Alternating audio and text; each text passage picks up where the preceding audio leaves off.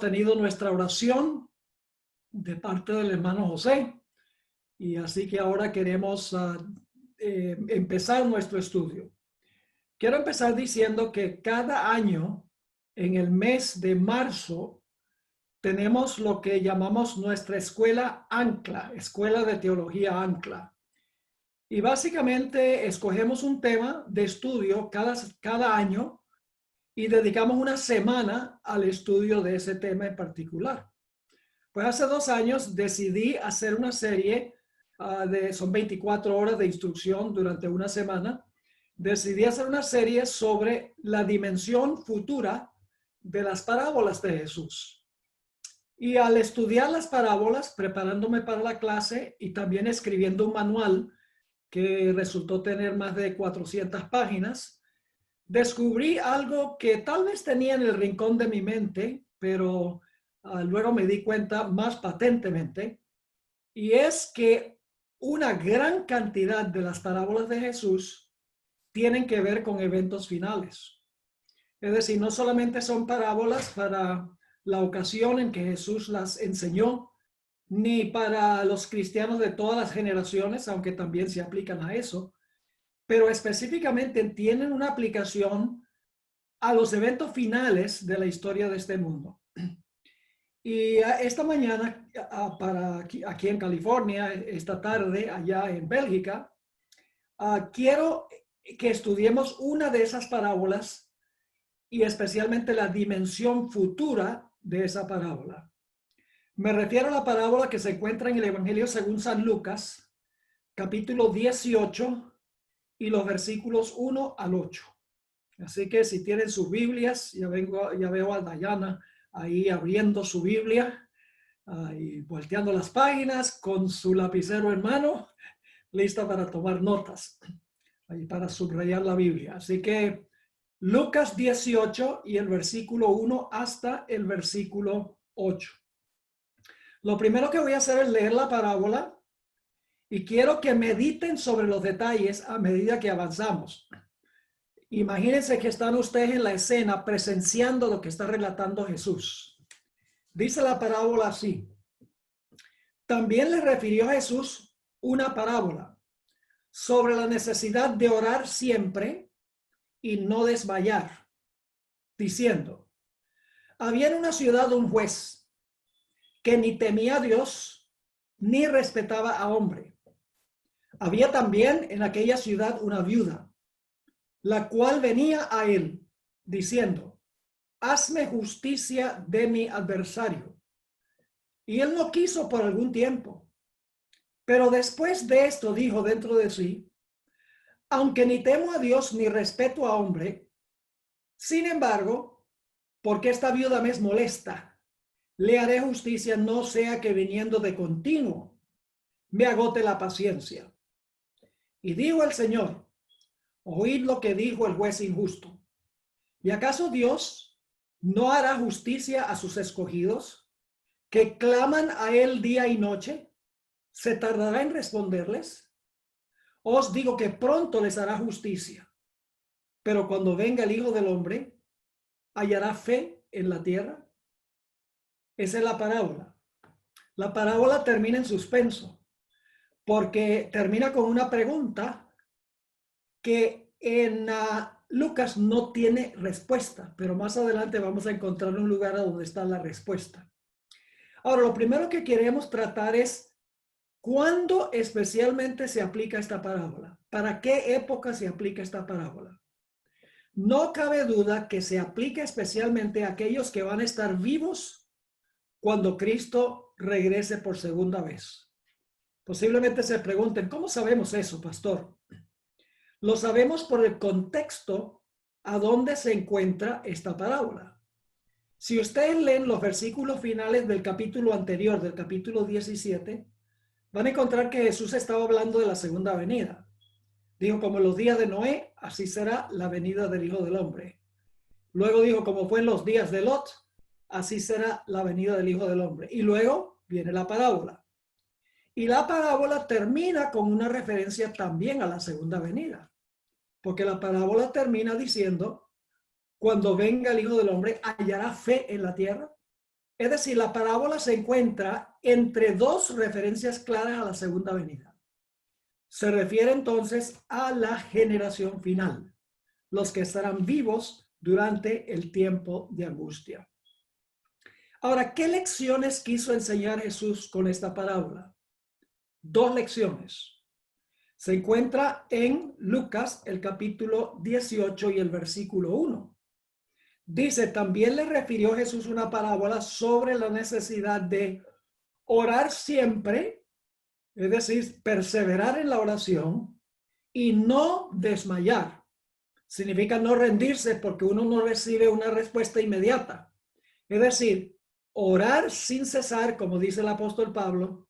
Y la segunda lección relacionada con esa, no rendirse. Ahora miremos brevemente los actores y los elementos de la parábola.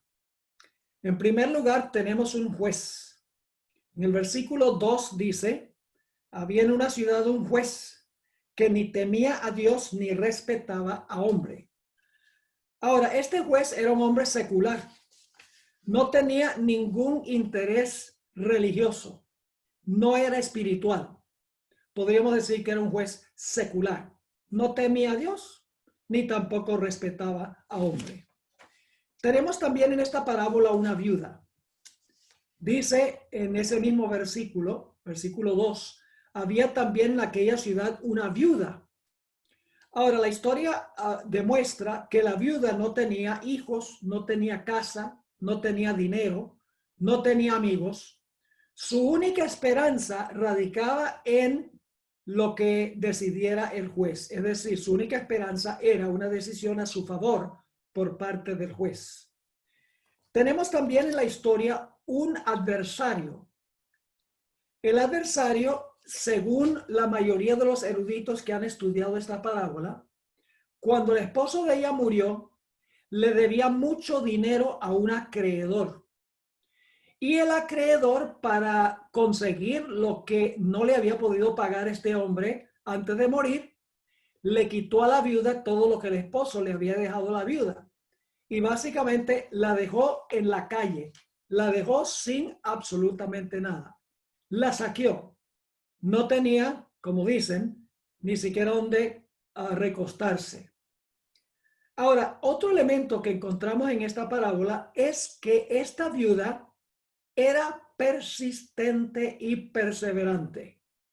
Dice en el versículo 3 nuevamente que ella decía, hazme justicia de mi adversario.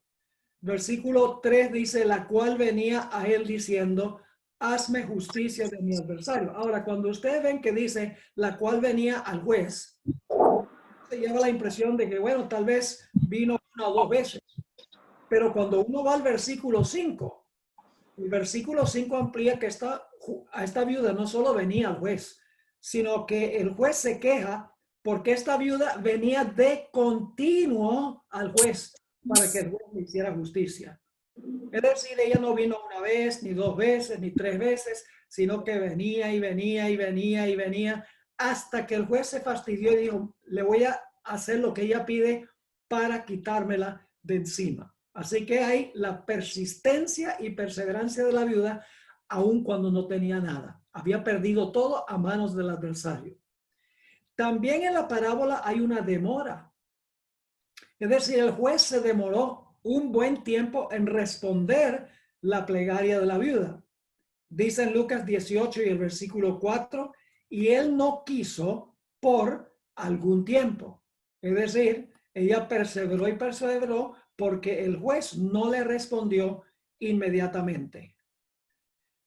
Ahora dice en el versículo 4 y 5 nuevamente, él no quiso por algún tiempo, pero después de esto dijo dentro de sí, aunque ni temo a Dios ni tengo respeto a hombre, sin embargo, porque esta viuda me molesta, le haré justicia, no sea que viniendo de continuo me agote la paciencia. Es decir, finalmente el juez, después de la demora, respondió la petición perseverante de la viuda. Así que esos son los elementos de la parábola. Ahora, muchas parábolas de Jesús, él nunca las explicó, nunca explicó su significado. Por ejemplo, en Mateo 13 tenemos varias parábolas a donde Jesús contó la parábola y no dijo que quería enseñar la parábola. Por ejemplo, el reino de los cielos es semejante a un hombre que va buscando perlas preciosas. Encuentra una, vende todo lo que tiene para poder comprar la perla. O el tesoro escondido, donde dice que un hombre compró un campo, encontró un tesoro en un campo, compró el campo y luego, como compró el campo, sacó el tesoro y el tesoro era de él. Jesús no explicó esas parábolas, entre otras. Pero esta parábola sí la explicó Jesús. Esta parábola, el Señor Jesucristo dijo exactamente qué es lo que está enseñando. Ahora, quiero explicarles que las parábolas que Jesús no explicó en la parábola en sí, si vamos a otras partes de la Biblia, podemos conseguir explicación de lo que quiso Jesús enseñar con las parábolas. Sabemos, por ejemplo, que el tesoro escondido, buscando en otros textos, es el Evangelio. Sabemos que la perla de gran precio es Cristo Jesús y tenemos que entregarlo todo para recibir a Cristo, como lo hizo el apóstol Pablo. Así que, aunque Jesús no explicó las parábolas cuando las contó, cuando vamos a otras partes de la Biblia encontramos la explicación de la parábola. Ahora, noten el versículo 6. Aquí viene la explicación de Jesús de la parábola. Y dijo el Señor, oíd lo que dijo el juez injusto. Y ahora viene la explicación. ¿Y acaso Dios no hará justicia a sus escogidos que claman a él día y noche? ¿Se tardará en responderles? Entonces, ¿a quién representa el juez? El juez en la parábola representa a Dios, porque dice, ¿acaso Dios no hará justicia? Pues el juez hizo justicia. Aquí dice, ¿acaso Dios no hará justicia? Claro, inmediatamente nos preguntamos, ¿cómo es que un juez que no teme a Dios ni respeta a hombre puede representar a Dios? La respuesta es que representa a Dios a manera de contraste, una comparación a manera de contraste. Funciona de la siguiente manera. Si un juez que ni teme a Dios ni respeta a hombre responde las plegarias de una viuda para quitársela de encima, ¿cuánto más Dios responderá las plegarias de su pueblo porque los ama? Es decir, tanto el juez como Dios responden la plegaria, pero por diferente razón. El juez para quitarse a la viuda de encima y Dios porque ama a su pueblo. Así que el juez de la parábola representa a Dios, el que le puede hacer justicia a su pueblo. Ahora, ¿a quién representa la viuda? Bueno, déjenme preguntarles, ¿qué representa una mujer simbólicamente en la Biblia? Ustedes saben que una mujer representa una iglesia. Una mujer pura representa una iglesia pura. Una mujer ramera representa a una iglesia que se ha prostituido, una iglesia apóstata. Pero ahora les voy a hacer una pregunta que estoy casi seguro que nunca han hecho. Y es, ¿qué representa una mujer viuda? Bueno, una mujer viuda representa una iglesia que lo ha perdido absolutamente todo. Una iglesia que no tiene dónde recostarse. Una iglesia que vive en tiempos que no son normales. Una iglesia oprimida y destituida. Una iglesia que ha sido saqueada por el adversario. Una viuda que todo lo ha perdido. Es decir, una iglesia que está en la calle, que ha perdido todo apoyo humano. Su única esperanza se encuentra en el juez, en Dios. Ahora, la Biblia nos dice quiénes son los escogidos, porque la parábola dice, ¿acaso Dios no hará justicia a sus escogidos? Así que tenemos que ir a otras partes de la Biblia para ver quiénes son los escogidos. Hermanos y hermanas, los escogidos son aquellos que van a pasar por el tiempo de angustia cual nunca se ha visto en la historia del mundo. Ese tiempo de angustia después de cerrarse la puerta de la gracia, cuando el pueblo de Dios lo habrá perdido todo. Habrá perdido el agua, habrá perdido la comida, habrá perdido sus casas, sus carros, su dinero, su libertad. Lo único que no van a perder es la vida, pero todo lo habrán perdido. quedarán saqueados, como sucedió con la viuda. Y usted dice, ¿cómo sabemos eso? La palabra clave es la palabra escogidos. Vamos a Mateo 24 y el versículo 21. Mateo 24 y el versículo 21. Está hablando de la gran tribulación final y dice lo siguiente en el versículo 21. Porque habrá entonces gran tribulación, cual no la ha habido desde el principio del mundo hasta ahora, ni la habrá. Este es el gran tiempo de angustia que describe la hermana White en el capítulo sobre el tiempo de angustia en el conflicto de los siglos. Sigue diciendo en el versículo 22, y si aquellos días, es decir, de este tiempo de angustia, no fuesen acortados, nadie sería salvo. Mas por causa, ahora escuchen, mas por causa de quiénes, de los escogidos, aquellos días serán acortados. Así que fíjense, los escogidos viven en el tiempo de angustia final, la misma palabra que aparece en la parábola de Lucas 18. Y luego el versículo 24, la hermana White dice que esto tiene que ver con la falsificación de la segunda venida de Cristo durante el tiempo de angustia. Dice en el versículo 24, porque se levantarán falsos cristos y falsos profetas y harán grandes señales y prodigios, de tal manera que engañarán, si fuere posible, aún a los escogidos. Así que fíjense que los escogidos representan la iglesia de Cristo que está pasando por el tiempo de angustia final, lo ha perdido todo, su única esperanza se encuentra en que el juez les haga justicia. Ahora, ¿quién representa el adversario de la parábola? ¿Quién es el que le ha quitado todo al pueblo de Dios? La parábola no lo dice. Pero cuando vamos a otro versículo, 1 Pedro 5:8, descubrimos quién es el adversario. Se identifica claramente. Así que en 1 Pedro 5:8 dice, sed sobrios y velad, porque vuestro adversario, el diablo, como león rugiente, busca alrededor, anda alrededor buscando a quien devorar. Así que el que va a causar todas las penas y dolores y angustia del pueblo de Dios, el que le va a quitar todo al pueblo de Dios, será Satanás. Pero el pueblo de Dios durante ese tiempo no se va a rendir. Va a continuar viniendo a Dios en oración. Va a venir y venir y venir. Y aunque Dios demore, seguirán viniendo, clamando para que Dios les haga justicia sobre su adversario. Esa palabra que se usa aquí en la parábola que dice que claman a él día y noche, los que claman a Dios día y noche. Esa palabra clamar es muy intensa en el idioma original. Es la palabra klaio en griego. Se usa, por ejemplo, en Hechos 8:7, a donde los espíritus inmundos gritaban cuando Jesús los sacaba de la gente. Lucas 9:38 usa la palabra para un padre que clama a Jesús para que Jesús sane a su hijo atormentado. Y es la palabra que se usa cuando Cristo clama a voz en cuello en la cruz, Dios mío, ¿por qué me has desamparado? Es decir, el clamor de los fieles en el tiempo de angustia será un clamor a voz en cuello, pidiendo y rogando que Dios les haga justicia sobre su adversario. Pero Dios no responderá inmediatamente. El pueblo de Dios tendrá que pasar por el tiempo de angustia.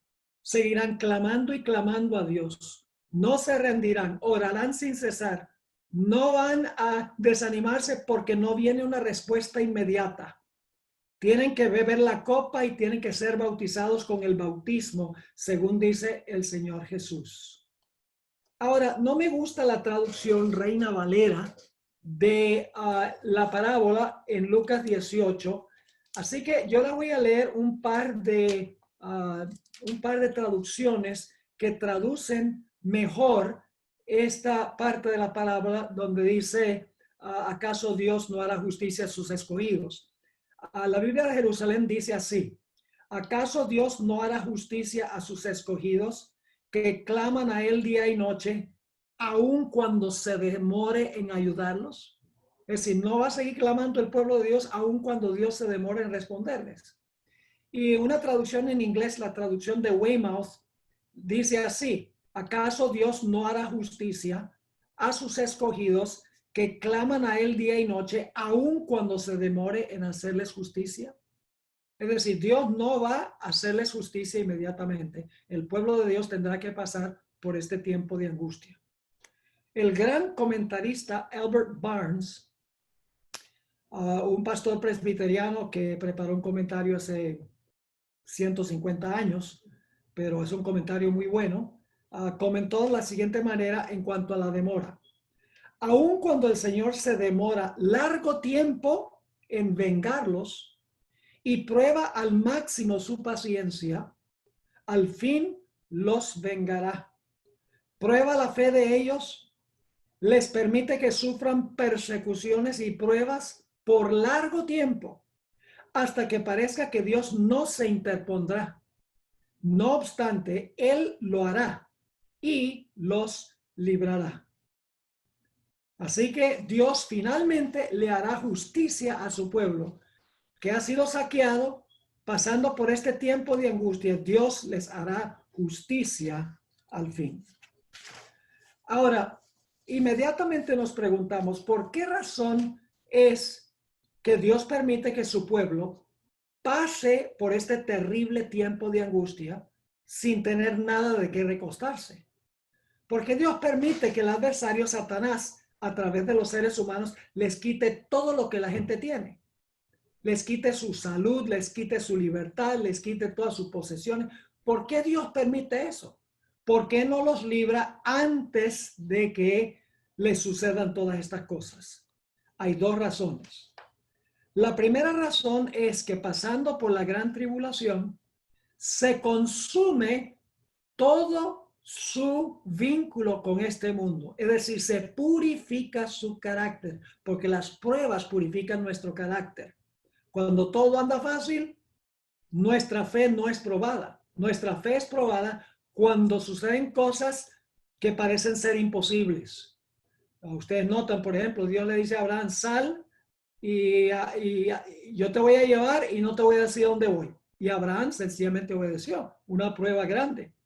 Dios le dijo a Noé que hiciera un arca en tierra seca cuando nunca había llovido. Parecía imposible, pero él obedeció.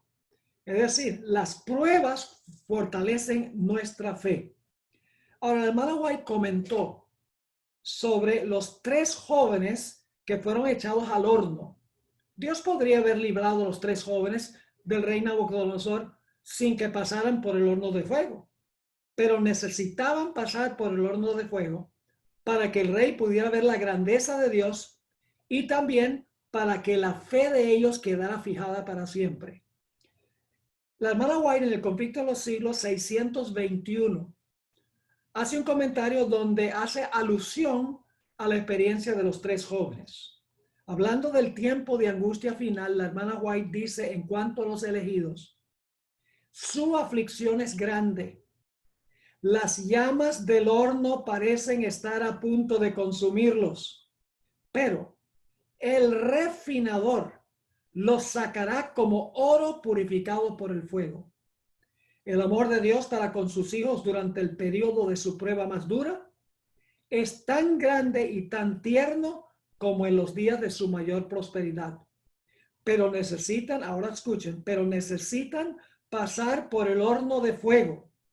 Debe consumirse su mundanalidad para que la imagen de Cristo se refleje perfectamente. Hay que pasar por el horno del fuego refinador, y si perseveramos, nuestro carácter reflejará perfectamente el carácter de Jesús. Job entendió esto. Job pasó por estas terribles aflicciones y él entendió por qué estaba pasando. En Job 23 y el versículo 10 dijo Job: mas él conoce mi camino, me probará y saldré como oro. En Isaías 48 y el versículo 10 dice, Dios está hablando: he aquí te he purificado y no como a plata. Te he escogido en horno de aflicción. Es decir, las tribulaciones y las tentaciones y las dificultades es pasar por el horno de fuego que purifica nuestro carácter. Así que Dios permite que su pueblo pase por el horno de fuego de la gran tribulación para que su carácter sea perfectamente purificado y se refleje la imagen de Jesús. Pero hay una segunda razón por la cual Dios va a permitir que su pueblo pase por este tiempo de angustia final. Y es porque Satanás dice que el pueblo de Dios sirve a Dios por interés. Aquí quiero referirme a la historia que encontramos en el libro de Job. Es una historia que ocurrió en el pasado, pero en realidad es una ilustración en miniatura de la experiencia por la cual pasará el pueblo de Dios durante el tiempo de angustia final. Vamos a repasar esta historia para ver si están todos los elementos de la parábola. Todos los detalles de la parábola de Jesús están en la historia de Job. ¿Cómo transpira la historia? Bueno, hay una reunión en el cielo y van los representantes de los mundos a esa reunión, entre los cuales va Satanás. Y Dios le dice a Satanás, ¿de dónde viene? Satanás dice, bueno, vengo de la tierra, de rodar la tierra y de andar por ella. Es decir, vengo de supervisar mi territorio. Y entonces Dios le dice a Satanás, ¿no has visto a mi siervo Job? Job, varón recto, temeroso de Dios y apartado del mal. Vive en tu territorio, pero es siervo mío. Y Satanás le saca en cara a Dios y dice, pues claro que Job te sirve, pero te sirve por interés, es un mercenario. Te sirve por los panes y los peces, porque tú lo has cercado con una cerca y no me has dado acceso a él. Cuando las cosas le va bien a toda la gente, pues claro que te van a servir, porque tú los estás bendiciendo. Pero si tú le quitaras todo lo que él tiene, te blasfemaría en tu rostro. Todos los seres celestiales están escuchando esta conversación, porque es en el gran concilio celestial. Dios podría haberle dicho a Satanás, tú eres un mentiroso, y haberle dicho a los seres celestiales, no le hagan caso a ese, que ese es un mentiroso. Y Dios no permitir que Satanás hiciera lo que hizo.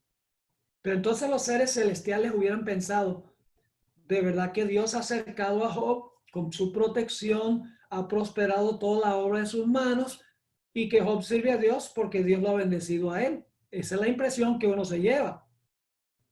Así que Dios le dice a Satanás, tú dices que Job me sirve por todo lo que yo hago por él, por las bendiciones que yo le doy. Pues te doy permiso para que vayas y le quites lo que tú quieras. Hagas todo lo que tú quieras, solo que no lo toques a él.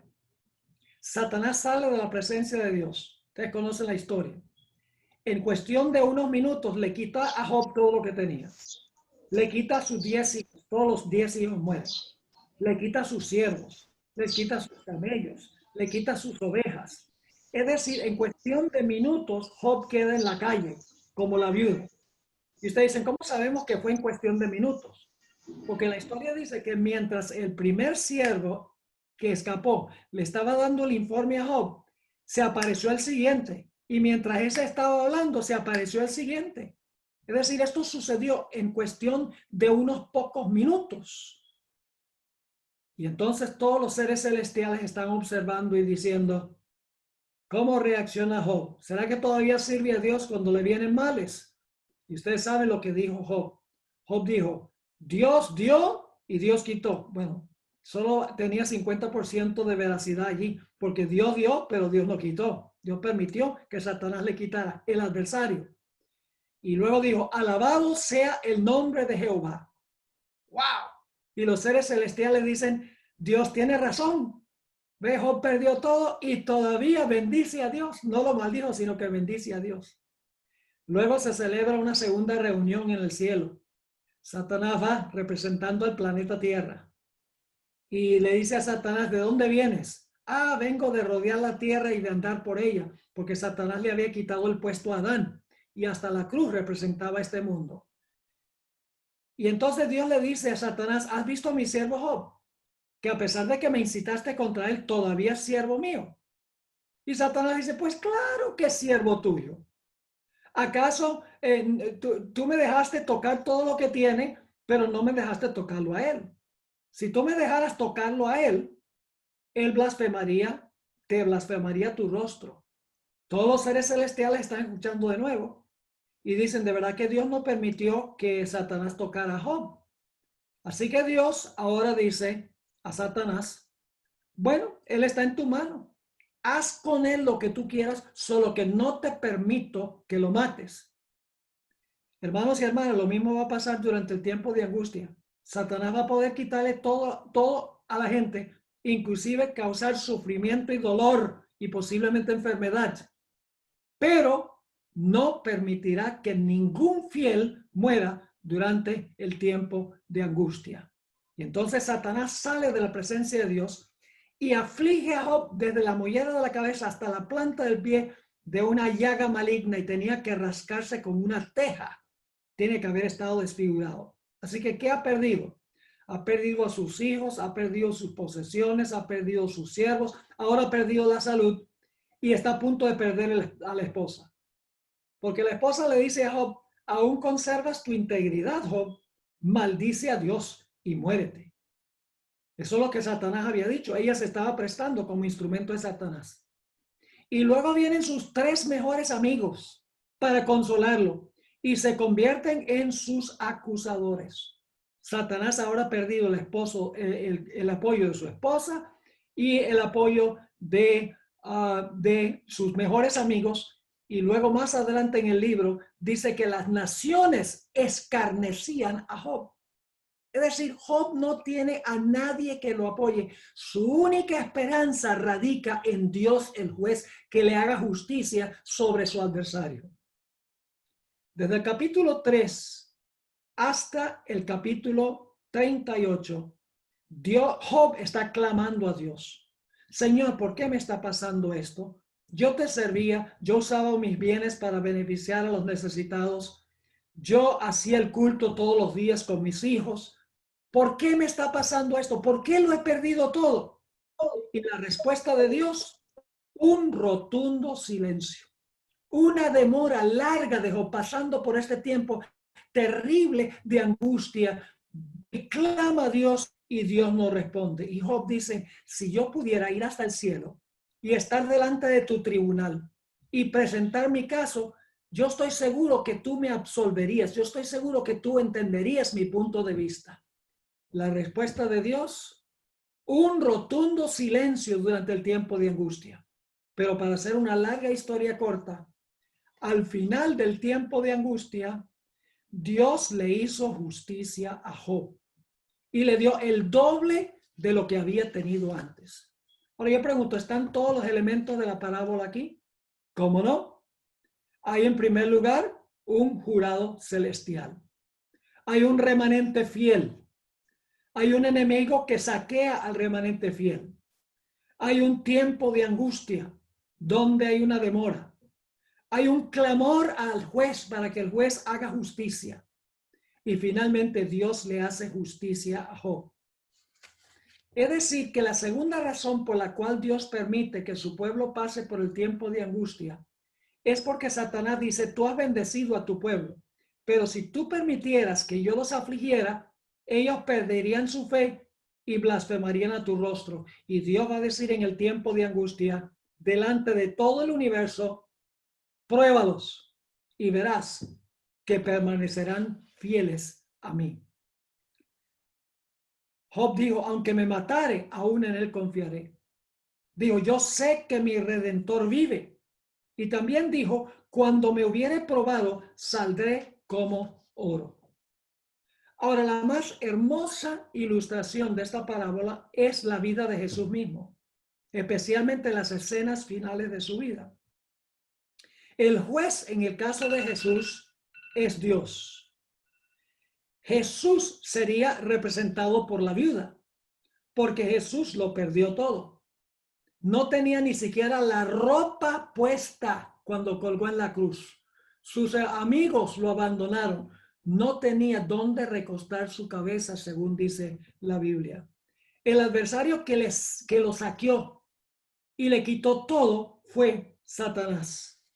Y el Señor Jesucristo, como ustedes saben, en el huerto de Getsemaní, clamó a su Padre para que su Padre lo librara, si fuese posible, de la prueba por la que estaba pasando. La Biblia dice que 3 veces Jesús clamó mientras sudó gotas de sangre, pero el Padre no le respondió inmediatamente. Jesús tenía que pasar por la agonía, por el tiempo de angustia, pero el Señor Jesucristo no perdió su fe. Hubo una demora en el caso de Jesús.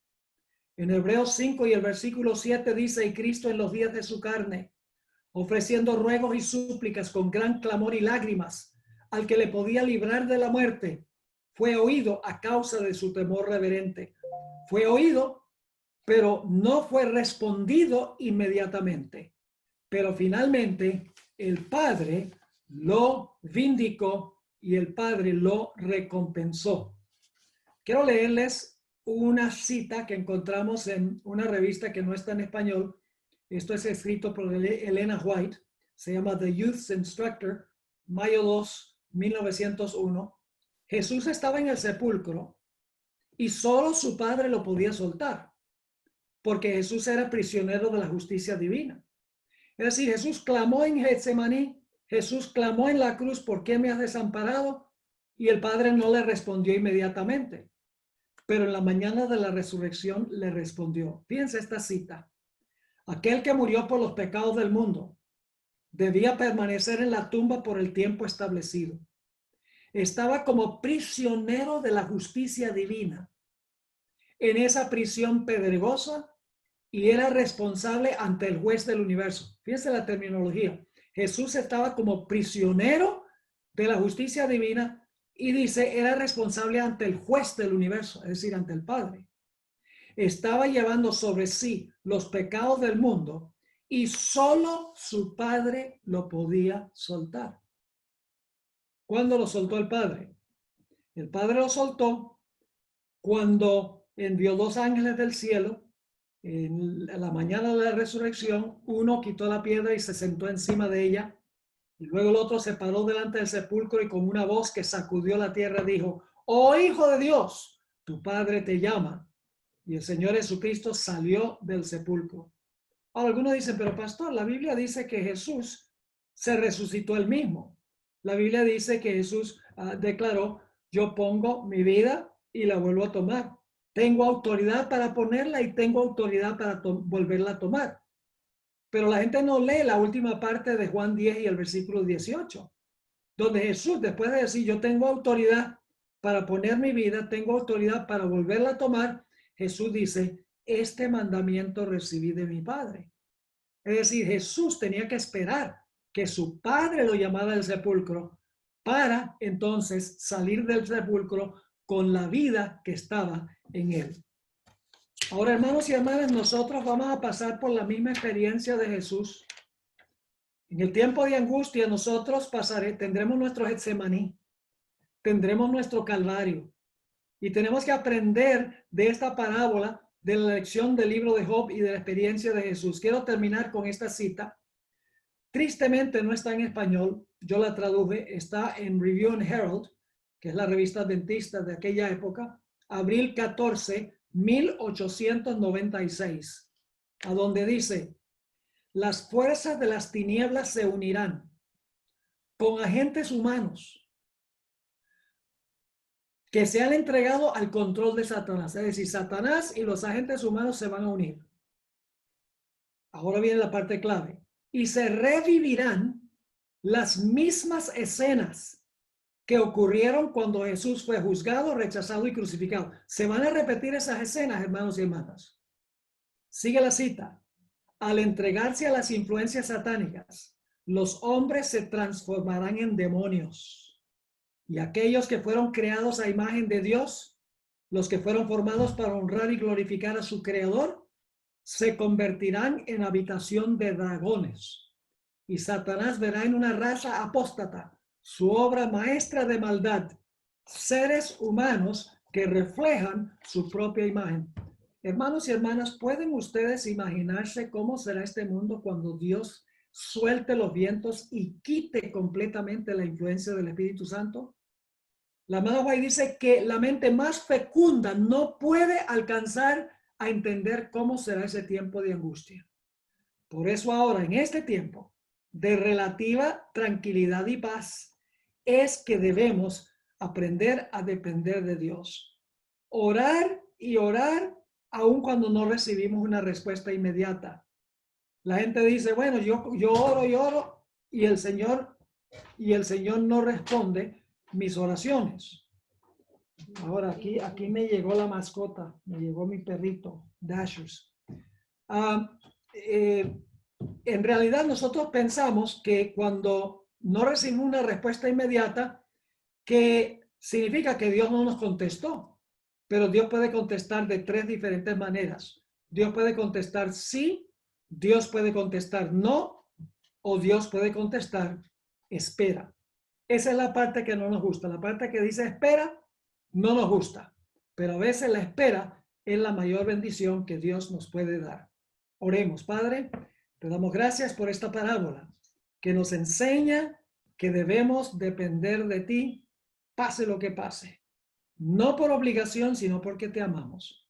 Manténnos fieles en este mundo malvado que cada día se vuelve peor. Fortalece nuestra fe. Te lo pedimos en el nombre de Jesús. Amén.